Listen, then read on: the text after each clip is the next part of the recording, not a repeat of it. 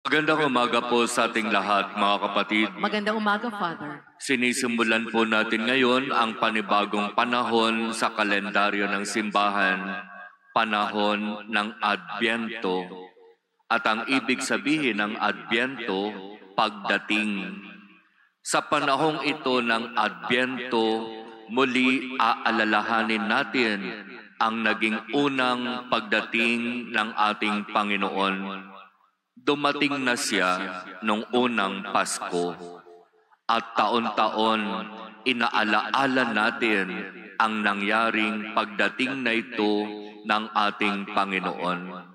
Sa panahon ng Adbyento, muli nating iyahanda ang ating mga sarili upang tayo'y maging karapat-dapat sa pagdiriwang na ito ng pagdating ng ating Panginoon. At tuwing panahon ng Adbyento, alam nating lahat, tayo ay nagsisindi ng tinatawag na kandila ng Adbyento. At 4 na kandila ang sisindihan linggo-linggo upang ipaalaala sa atin kung pang-ilang linggo na tayo ng Adbyento. Ngayon, nasaksihan natin ang pagsisindi sa unang kandila ng Adbyento. Kulay violet, ito ang unang linggo ng Adbyento kung saan sinasabi sa atin sa ating paghahanda ngayong panahon na ito, dapat maghanda tayo na punong-puno ng pag-asa. Na sa kabila ng hindi magandang sitwasyon sa ating paligid, sa kabila ng iba't ibang mga pagsubok na ating pinagdaraanan, maging punong-puno pa rin tayo ng pag-asa. At iyan ang nais bigyang diin sa unang linggo ng Adbyento, pag-asa. At ang ating pag-asa ay nagmumula kay Jesus na ating Panginoon at tagapagligtas.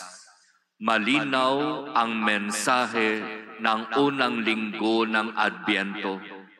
May pag-asa pa. Habang tayo ay buhay, habang tayo ay humihinga, ang malinaw na sinasabi nito sa atin, may pag-asa pa sapagkat patuloy ang Diyos sa kanyang pagsisikap na tayo ay pagkalooban ng biyaya ng pag-asa. Patuloy ang Diyos sa kanyang pagbibigay ng pagkakataon sa atin upang bumagsak man tayo sa kasalanan, sa kanyang biyaya, muli tayong makabangon at makapagpatuloy sa paglalakbay sa buhay. Sa ating ebanghelyo, narinig natin ang napakagandang kwento kung saan sinasabi, maraming pangyayari sa kasaysayan ng buhay ng tao ang magpapaalaala sa atin na talagang dapat tayong maghanda. Ikinuwento sa atin ang nangyari sa panahon ni Noe. Nag-anyaya si Noe, sumama kayo sa akin, manalig kayo sa Diyos, sumakay kayo sa bangka na aking ginawa, sapagkat darating ang malaking baha at ang lahat ng hindi makikiisa sa akin ay mapapahamak. Pero kung bakit naman mas pinili ng tao ang magpatuloy sa kanilang pang-araw-araw na gawain, hindi magagandang gawa, naging abala sila sa maraming bagay, hindi nila pinansin ang paanyaya at panawagan para bigyang importansya sa kanilang buhay ang mga bagay tungkol sa Diyos. Kaya dumating ang malaking baha, ang mga nakasakay sa daong ni Noe ay naligtas, habang ang hindi nakinig sa kanya ay nalunod at namatay. At alam na natin ang ganitong karanasan. Dito sa Marikina, sanay na tayo sa baha. Panahon ni Ondoy, maraming nasalantang ari-arian, maraming nawalang buhay. Hindi pa ba naman tayo natututo? Ito lamang nakaraang ilang buwan, nagkaroon ng malawakang pagbaha sa Cebu. Hindi inaasahan ang mabilis na pagtaas ng tubig baha. Maraming mga bahay ang lumubog at maraming buhay ang naanod. Kailan ba naman tayo matututo? Ang paalaala mula sa ating Panginoon sa buong taon ay naririyan. Tinutulungan tayo ng panahon sa simbahan upang patuloy tayong magsikap na maging handa at magsikap na maging karapat-dapat sa pagharap sa Diyos. Sa panahon ng Adbyento, patuloy tayong inaanyayahan na maging handa. At ang paghahanda na sinasabi, paghahandang espiritual, paglilinis ng puso, pagbabahagi ng kapayapaan, pagpapatawad sa kapwa.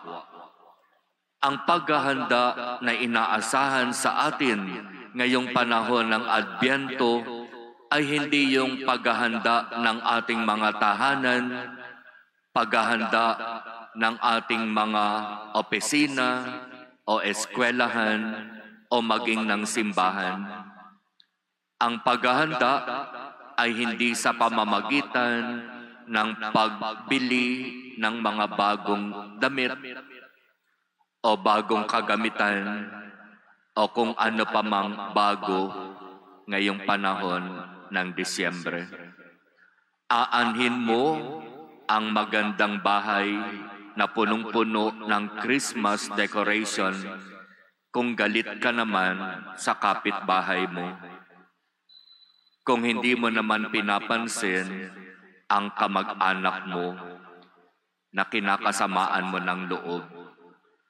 Aanhin mo ang bagong damit kung marami sa mga nasalanta hanggang ngayon wala pang maayos na maisuot. Aanhin mo ang maraming pera kung marami sa ating mga kababayan ni hindi nga makapag-Noche Buena.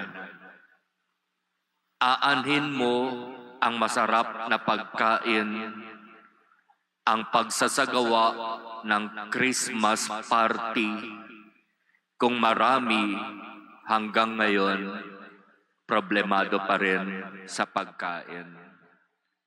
Napaka-insensitive naman natin kung sarili lamang ang ating iisipin, ang uunahin ngayong Pasko, habang marami ang sobra-sobrang naghihirap at nagdurusa. Ang panahon ng Adbyento ay panahon hindi para sa sarili.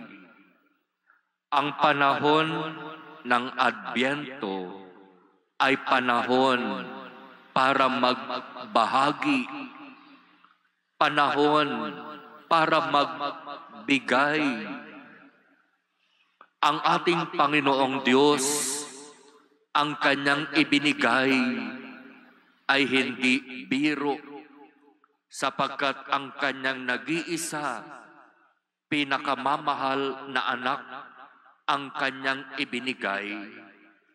Si Jesus, ang regalo ng Ama sa atin. At ang regalong ito ng Ama na si Jesus ay nagtuturo sa atin. Sa Kanyang pagiging tao, hinubad niya ang lahat Inalis niya sa kanyang sarili ang karangalan, ang karangyaan, ang kapangyarihan, ang kataasan. Pinili niya ang daan ng pagpapakababa, naglingkod sa halip na paglingkuran. Ibinigay niya ang kanyang sariling buhay sa kaligtasan nating lahat.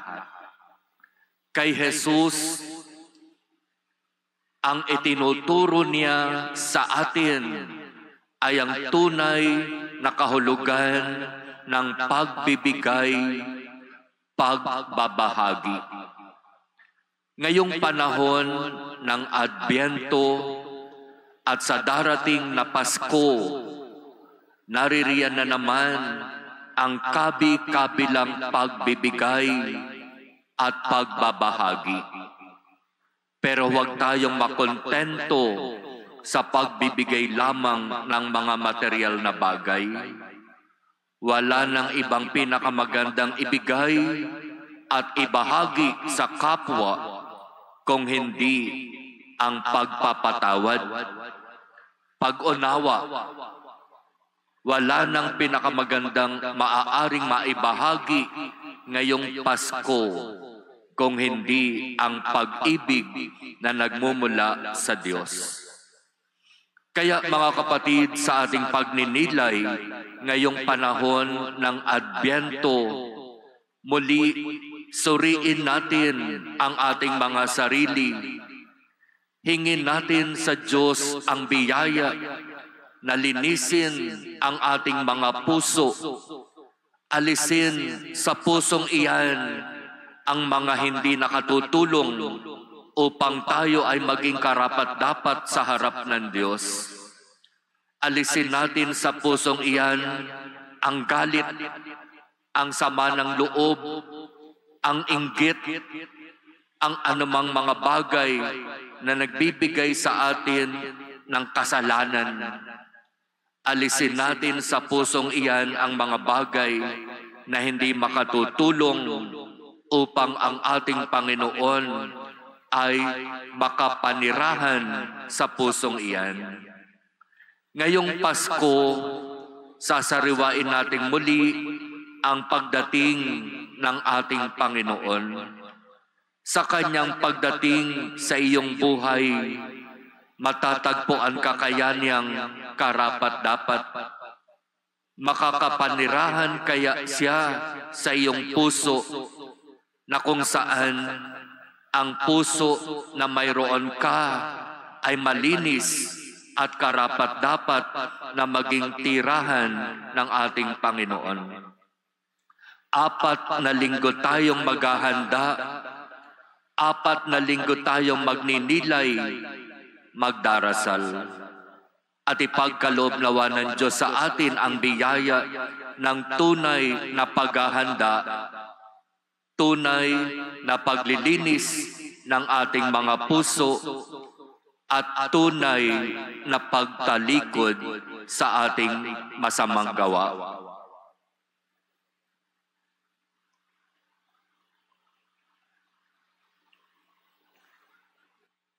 Amen.